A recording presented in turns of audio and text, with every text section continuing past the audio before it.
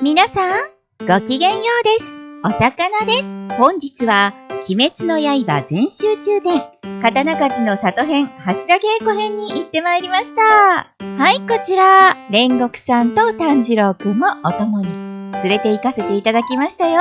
それでは、行ってまいります。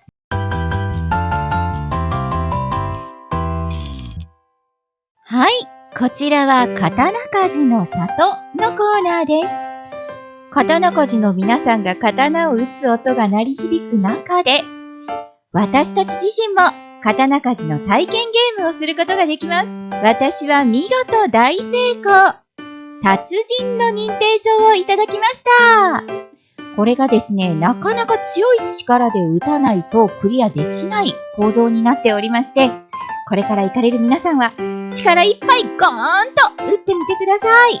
そしてこちらは霞柱時藤無一郎くんのコーナー。記憶を取り戻す前の時藤くんと記憶を取り戻した後の時藤くんのコーナーにそれぞれ分かれています。こちらが無一郎くんの刀でございます。見てください。ここ美しく光る青色の刀に悪鬼滅殺の文字が記されています。打って変わってこちらは可愛らしいピンクのコーナー。もちろん恋柱甘露寺みつりちゃんのコーナーです。幼い頃から鬼殺隊に入ってからのみつりちゃんまでたくさんのパネルが展示されていました。そしてこちらがみつりちゃんの不思議な形の刀です。このコーナーを横断する形で展示されていたんですが、こんな刀を振り回して戦えるなんて、やっぱりみつりちゃんの筋力はすごいですね。そしてこちら、みつりちゃんのトレードマーク、桜餅色の髪の毛を模した色合いのハートマークの展示、とっても可愛いです。最後に、子供の頃のみつりちゃんと腕相撲をできるコーナーも準備されていました。私も対戦お願いいたしましたが、絶対に倒れてくれない強いみつりちゃんに惚れ直してしまいました。さらに、品津川玄也くんのコーナーでは、玄也くんの刀と南蛮銃が展示されていました。玄也くんの刀ってこうして見ると、やっぱり他の方の刀よりかなり短いんですね。取り回しのしやすさなんかを重視した結果なんでしょうか。そして玄也くんといえば、もちろんお兄さんの実美くんとの思い出もこんな風に展示されていました。玄也くんの中で実美さんがいかに大きな存在であるかというのがよくわかる展示でしたね。続いてこちらは玉子とハンテングのコーナーの玉子の壺でございます。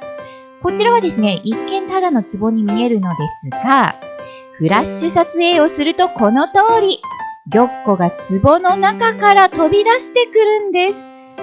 とっても驚きのシステムですよね。これどうなってるんでしょう。そしてこちらはねずこちゃんのコーナー。ねずこちゃんのコーナーでは壁一面にかまどねずこの歌の歌詞が記されていました。このコーナーではずっとかまどねずこの歌が流れていて、ねずこちゃんが鬼になってから言葉を発することができない間、どんな風に感じていたのか、どんな風に苦しんで悲しんでいたのかというのがよくわかる歌詞になっていました。そして UFO テーブルさん書き下ろしの全集中展キービジュアルのコーナーを超えまして、さてこちらはフォトスポット。緊急中合会議になんと参加できてしまいます。またですね、煉獄さんの唾がついた炭治郎くんの新しい日輪刀の展示もありました。煉獄さんとの絆を感じる素晴らしい展示でした。水柱富岡義勇さんの回想コーナー。こちらではサビトとの回想がメインに展示されていました。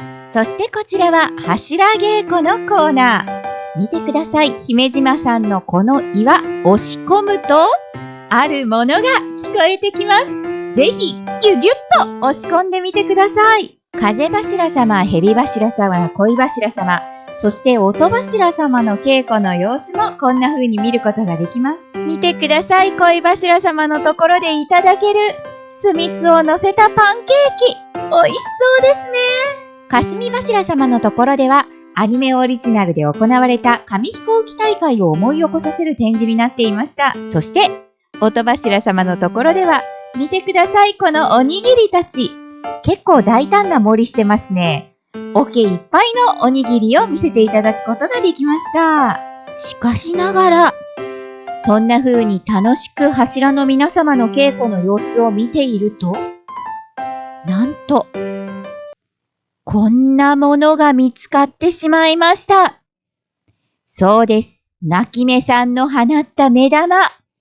私たち、いつの間にか見張られていたみたいです。そして、録画録音禁止のメインシアターで、大使の皆様の呼吸を体感させていただいた後にたどり着くのが、こちら、鬼滅学園コーナーです。今回は、刀鍛冶の里編の第4話の予告として映像化された、甘露寺みつりちゃんのエピソードを元にした展示になっていました。みつりちゃんの作り出したビッグハンドキャットの絵を中心に、たくさんの鬼滅学園バージョンのみつりちゃんが展示されていました。ところで皆様、何か一つ忘れていると思いませんか？